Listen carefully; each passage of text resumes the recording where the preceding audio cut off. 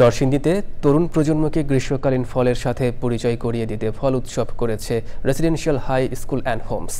শুধু পরিচিত করতেই নয়, ফলের গুণাগুণ সম্পর্কে অবগত করাও ছিল এই উৎসবের লক্ষ্য। উৎসবে অংশগ্রহণ করে উচ্ছ্বসিত শিক্ষার্থী ও অভিভাবকরা। নরসিংদী থেকে সুমন রায়ের রিপোর্ট।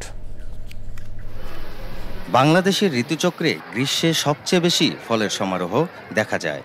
জ্যৈষ্ঠ মাসের এমন বিভিন্ন প্রজাতির ফল নিয়ে গ্রীষ্মকালীন ফল উৎসব করেছে Narsingdi residential high school and Holmes.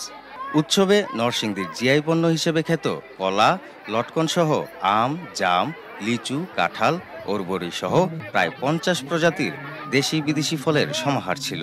এসব ফলের সমারোহে আনন্দিত শিক্ষার্থী ও অভিভাবকরা। উৎসবে অনেক ধরনের ফল উঠছে, এগুলা থেকে আমরা ওদের এই ফলগুলো চিনতে পারতাছি। ফলের ভিটামিন সম্পর্কে ধারণা নেওয়া যায়, কোন কোন ফল কখন পাওয়া যায়, কোন কোন ফলের বৈজ্ঞানিক নাম কি, সবকিছু সম্পর্কে ধারণা পাওয়া যায়। দেশীয় ফলগুলো একত্রিত করার কারণে আমাদের সন্তানরা এই ফলগুলি দেখতে পাচ্ছে।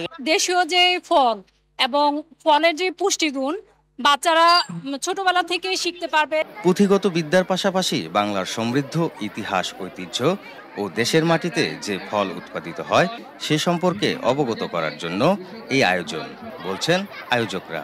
এমন অনেক ফল আছে যেগুলো আমাদের তরুণ প্রজন্ম চিনে না, জানে না, কিন্তু আজকের এই আয়োজনের মাধ্যমে তারা সে বিষয়গুলো সম্পর্কে অবগত হওয়ার এবং জানার বোঝার যে সুযোগটি পেয়েছে, এটিই ছিল আসলে এই আয়োজনটির অন্যতম প্রধান উদ্দেশ্য। শুধু দেশীয় ফল নয়, দেশীয় সংস্কৃতি বিকাশের ক্ষেত্রে সকল শিক্ষা প্রতিষ্ঠানে এমন পদক্ষেপ নেওয়া প্রয়োজন, বলছেন অতিথিরা।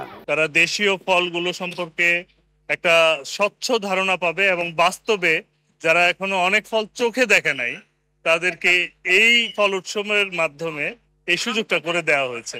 বিদেশি ফলের প্রাচুর্যের ভিড়ে দেশীয় ফল হারিয়ে যেতে বসেছে বলে মনে করছেন সংশ্লিষ্টরা। নরসিংদী থেকে সুমন রায়, চ্যানেল আই।